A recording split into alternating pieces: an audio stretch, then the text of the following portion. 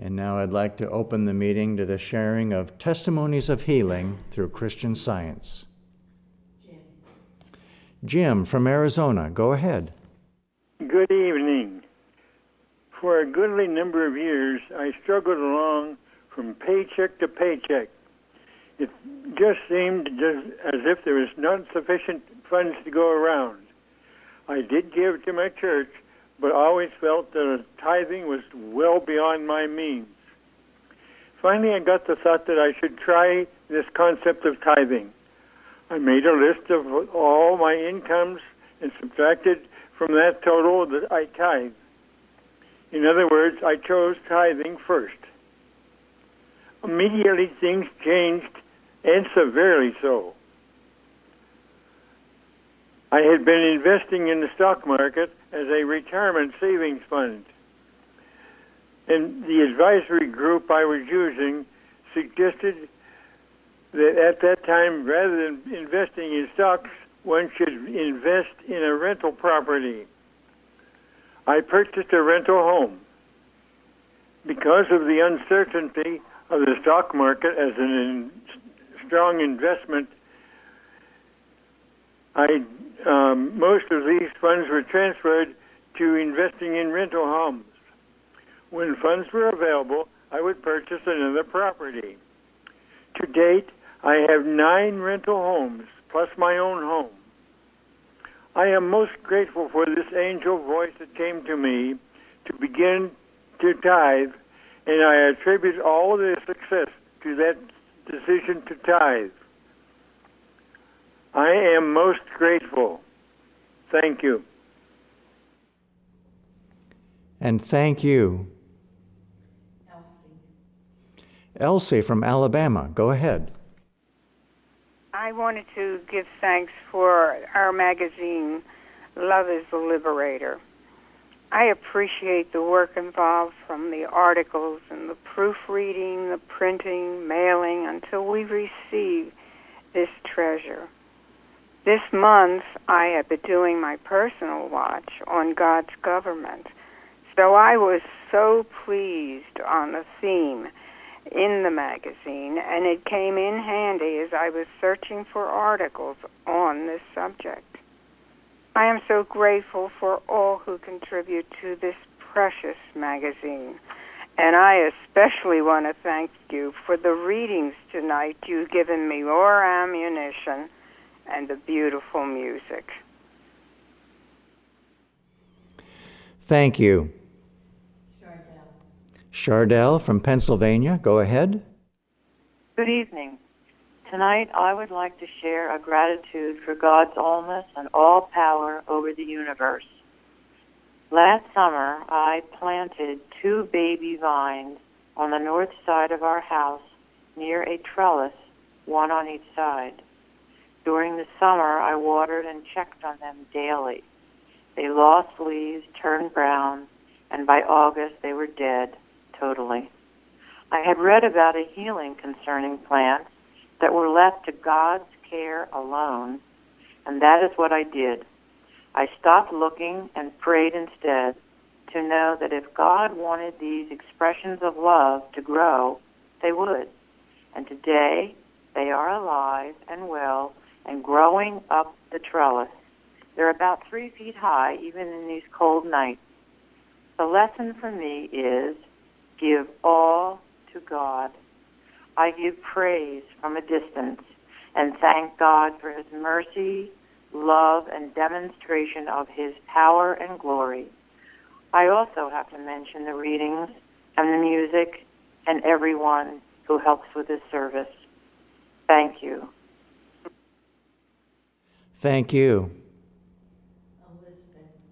Elizabeth from Georgia, go ahead. During the roundtable this past Sunday, it was brought up that healings don't just happen, that when we truly turn to God with all our heart and are obedient to His laws, that problems naturally fall away, sometimes so normally, which is what healing in Christian Science is, that we must be careful to acknowledge the healing and give gratitude to God. this idea of not letting a healing slip by or forgetting about it is something that's really been sticking with me this week. And I made me realize I'd not given proper gratitude for some past healings. They were physical problems that, while they weren't instantaneous, they were healed completely. And so I wish to do so now. And specifically, I would like to thank a practitioner who happened to be a beloved aunt who since passed on, but who I would call on many times during my childhood and adult years. And she never hesitated to take my sometimes tearful calls. An itchy skin condition on my eyelids was healed over a number of months many years ago. And I also remember calling her one night when I couldn't breathe. I had pneumonia and I was struggling to get any breath, and I was very fearful that I would have to go to an emergency room. I don't remember the specific truth that she voiced to me, but I was able to go to bed peacefully, and soon after, all vestiges of this illness just disappeared completely. And I'm just grateful for these and grateful for everything I'm learning here. Thank you. Thank you. Luann from New York, go ahead. Thank you. In Christian Science, we are taught that our natural state of being is harmonious. I have learned that if I'm going to bring that into my experience, then I must be willing to discern and obey divine principle, which is the source of all good. Mrs. Eddy writes in Science and Health, page 337, for true happiness, man must harmonize with his principle, divine love. The Son must be in accord with the Father, in conformity with Christ. When things are always going wrong and I find myself constantly battling discord, I have a tendency to question God. But here Mrs. Eddy is telling me that I must bring my consciousness in accord with principle. If I'm to experience harmony, then I am to be obedient to the mind that is harmonious. The other day I had prepared a meal and put it in the oven. A thought came to set the timer.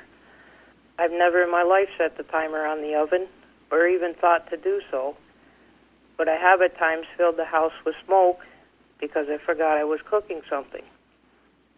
This time I didn't dismiss it or try to reason my way around it, thinking my mind was sufficient enough to bring about harmonious results. I set the timer for the proper time required, which was 18 minutes. 2 hours later, I remembered the meal in the oven.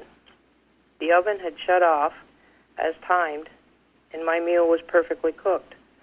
I didn't have to throw out that meal, which would have been a waste of money, or take the time to prepare something else to eat.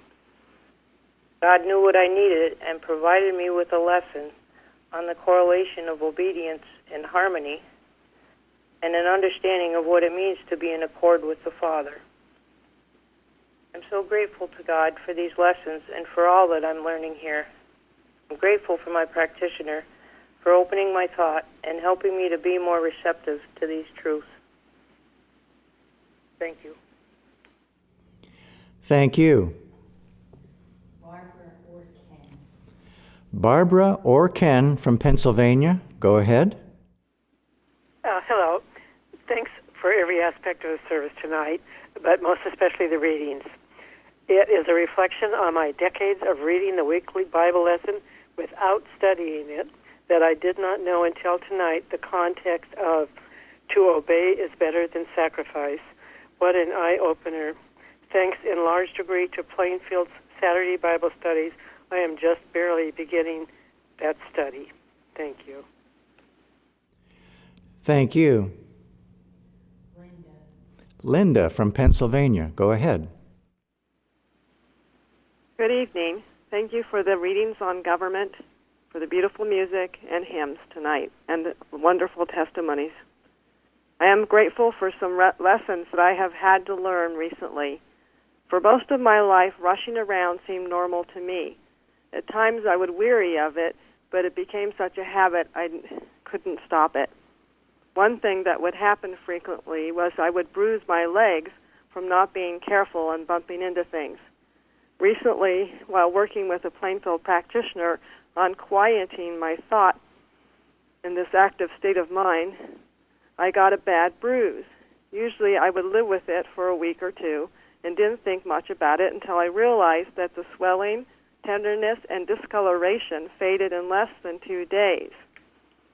I am most grateful for the firm, loving support of my practitioner in helping me face and heal this godless anxiety and state of thinking.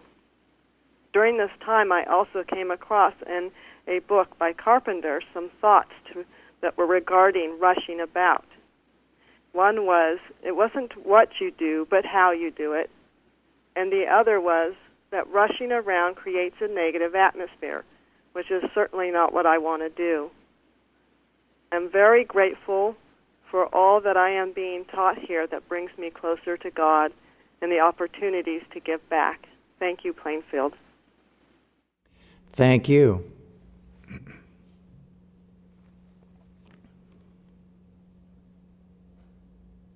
Jeremy.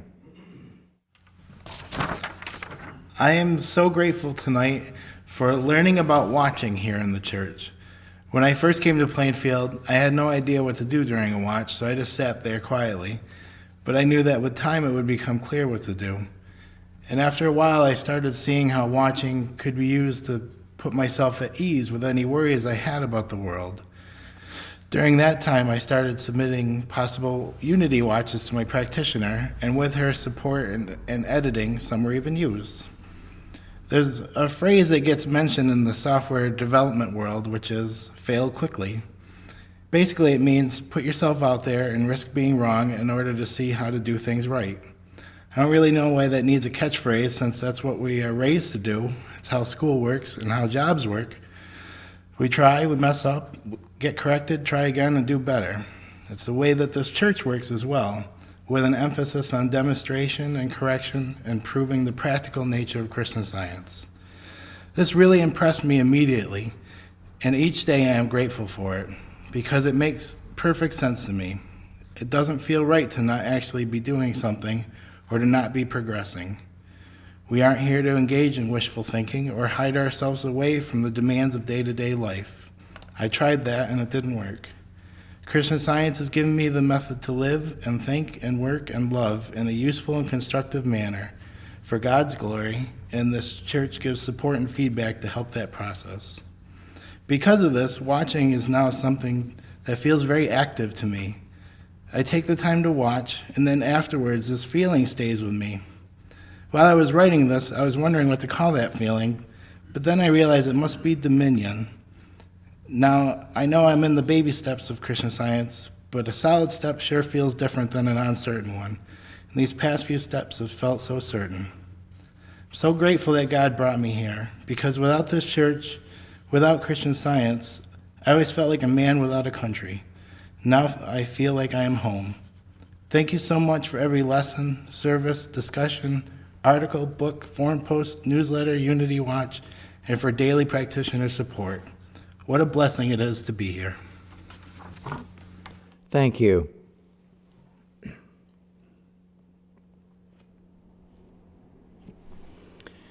This is Bruce. Yeah, and there's an article on our website that I've been reading quite a bit recently, and it's been very helpful. And it's about Leaving It With God. It's by Blanche Hersey Hogue. And it goes on talking about saying like, yeah, we trust God, we're going to leave things with Him, and we really want to do His will, and then we go on with our own human plans from there. And that's not the way to go, but I got to tell you, that description rung a bell with me. It sounded just like what I was doing. It seems like I want to be so careful to have everything planned out and organized, lined up in a way, and the problem is when you get to the point where you depend on that, you're not open to God's plan, and He may have a much better plan.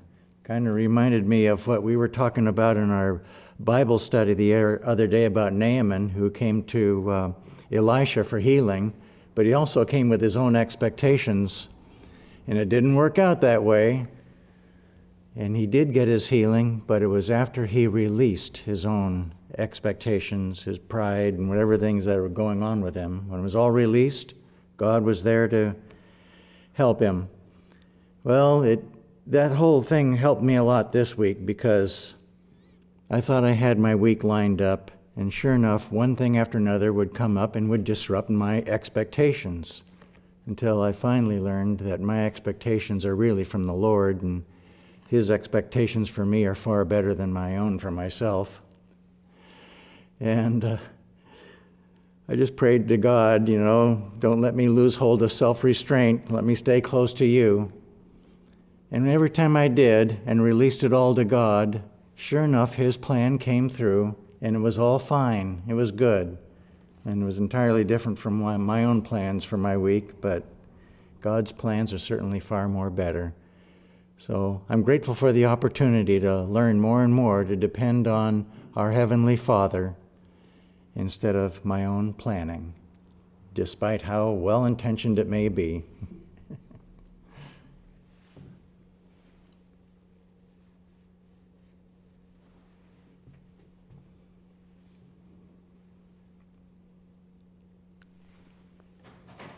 Lil.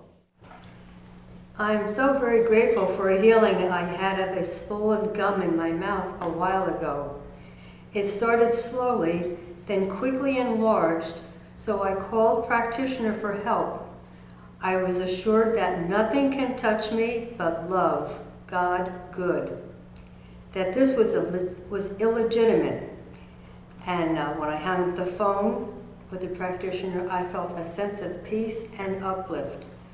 This was a distraction from praying for church and had no chance of going anywhere. By the end of the next day, all the swelling went away. I thank God so much for this healing and for the prayerful help of the practitioner. And thank you for those wonderful readings. Thank you.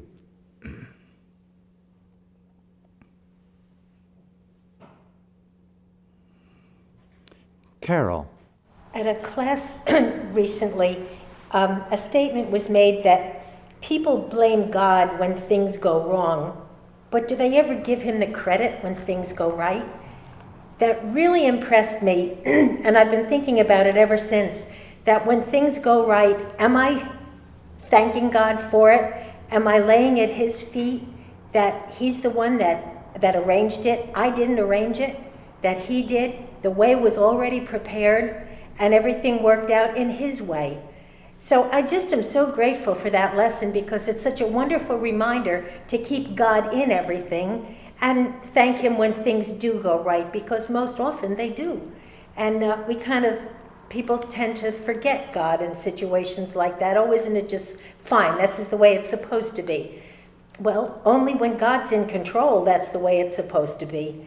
And I am just awfully grateful for all the teaching in this church and all the reminders to turn to God. And very grateful for help from practitioner that I've had all these years. And just grateful to Mrs. Eddy for giving us this way of life. Thank you. Fairley from Maryland. Go ahead.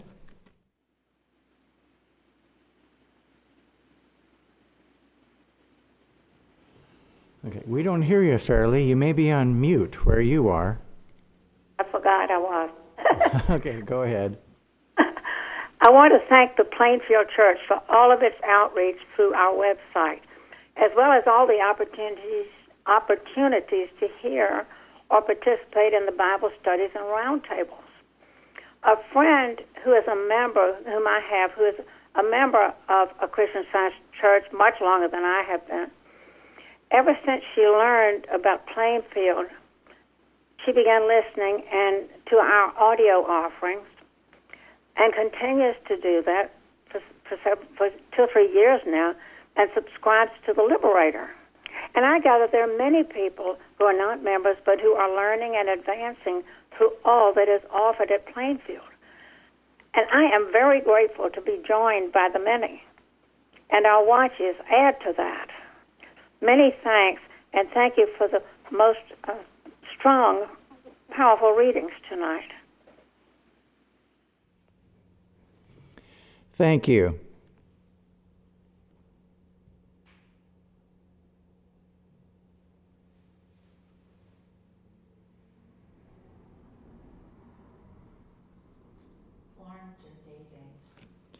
Florence or Dede, go ahead. Oh, this is Florence. Thank you.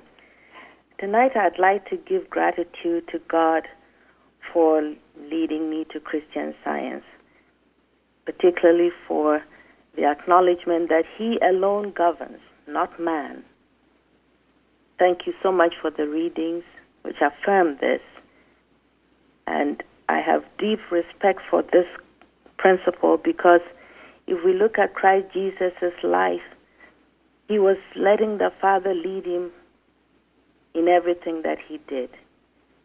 And I'm so grateful that I have learned to do this as much as I can. This year we have had to do some extensive changes in our house because we've lived here a very long time. And to start, we were wondering who was to do this work because in the past we've made some mistakes, so-called, and called the wrong people.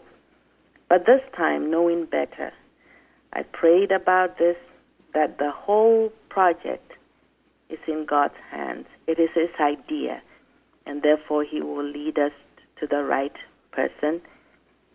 And two people came, one seemed right, and we chose that one. He did some of the work, but throughout I was still praying that God's will be done, and entirely leaving the whole thing in His hands.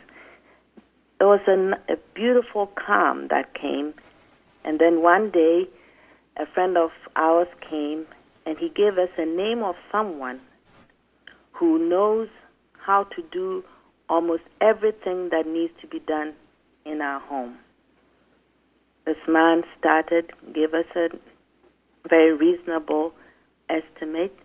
He started the work, and the reason I know that this is God-directed is the joy with which he does his work. He's been pointing out different things that were not even part of what we asked for, but the joy with which he does it, paying attention to every detail, pointing out what we need to do here and there, and recommending different things. I am so grateful for this because it once again proves God's care for even the small details or things that we might not think has anything to do with God in our life. I can't thank God enough for what he has done and continues to do when we stay calm, knowing that his government is what counts. I'm so grateful to have learned this through Christian Science, so grateful for the hymns and all the readings tonight, and for every testimony this evening. Very grateful to be a part of this that is going out all over the world to bless mankind. Thank you.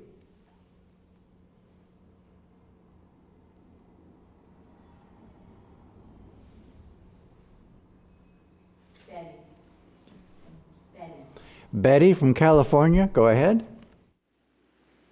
Good evening.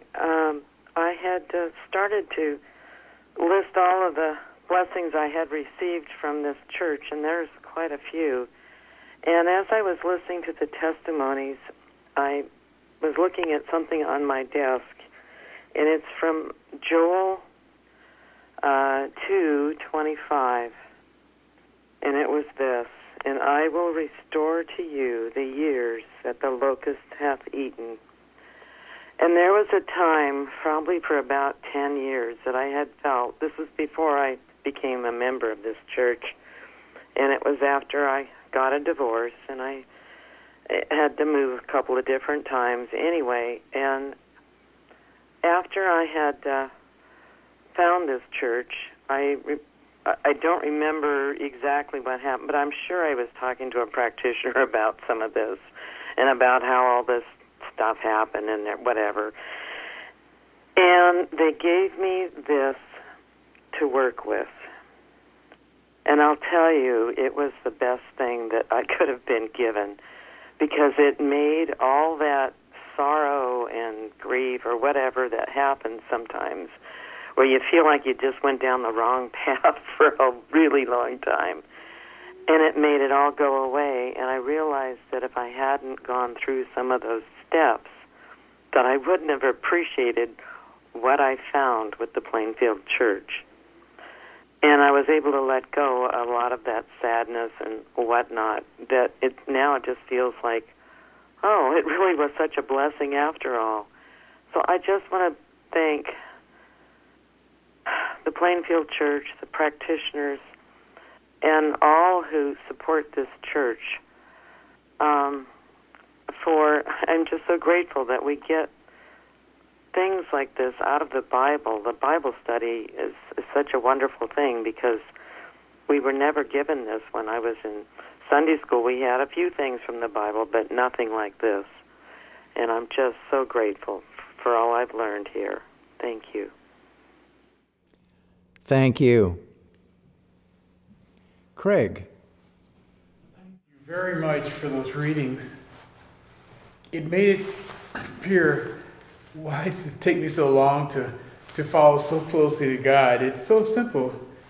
He put some rules out and we can listen and do. There's nothing beyond us, and it's fun. I have to thank God for his incredible kindness. I was helping other people recently, encouraging them, and I at some point felt a little heavy. Well, God is sweet, and he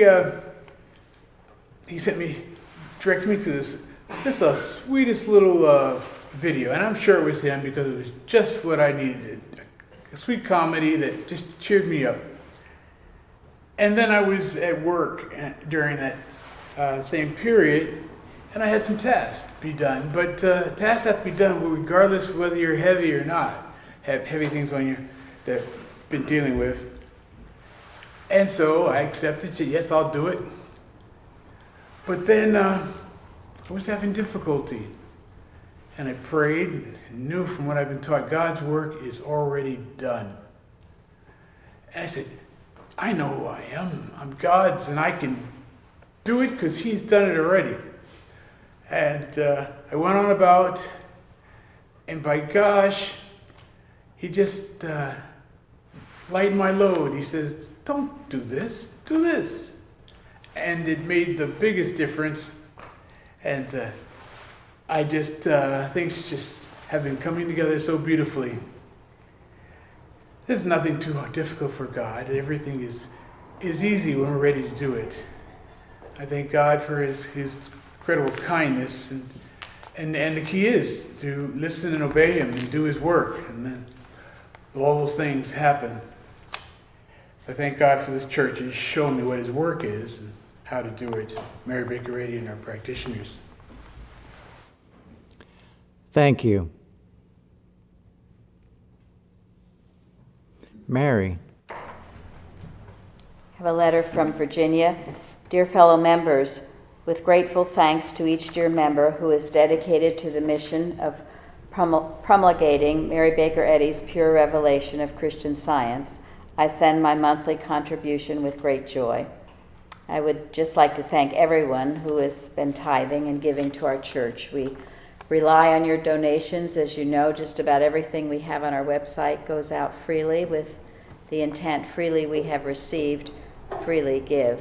So we appreciate your donations and thank all of you who do so. And then this is a testimony from Wisconsin. Tonight I would like to express my gratitude for the easy access to our church materials. The other day I had to spend time in the emergency room of a hospital. Although I was trying to clear my thought, I was feeling very low and alone. The thought came to me to check my email on my phone. I did, and this was the daily calendar statement from Isaiah. Quote, "Fear thou not, for I am with thee. Be not dismayed, for I am thy God." End quote. Then I found the weekly lesson email link, and while waiting was able to read the weekly lesson from my phone. Wow. What a wonderful church we have, and thank you to all who have so tirelessly given their time to make these resources so readily available. And we can give a big thanks to Jeremy because he did that for us, made our website accessible by cell phone, and we are all so blessed by it. Thank you, Jeremy. And then from our website bulletin board, Pennsylvania, thanks for the Bible studies on most Saturdays.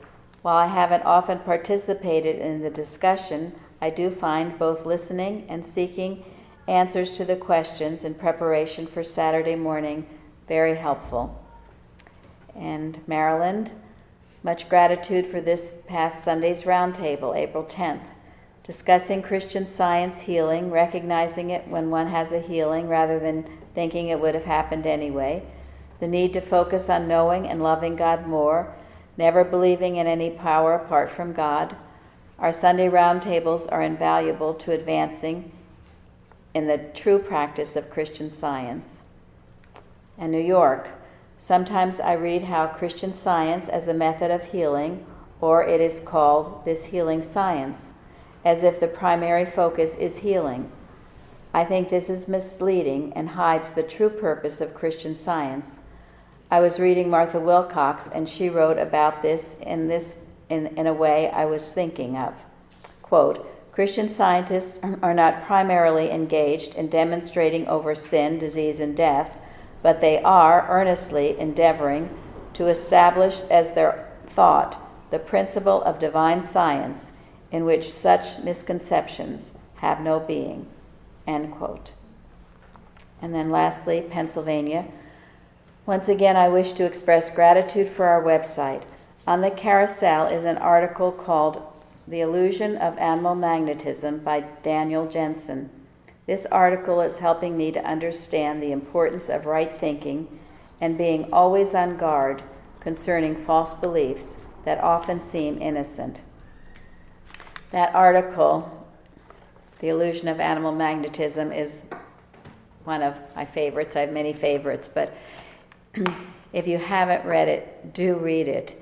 It explains the hypnotic nature of things, and it begins with someone saying how they knew someone who was a hypnotist, and the hypnotist said sometime he was going to heal this person without him knowing it.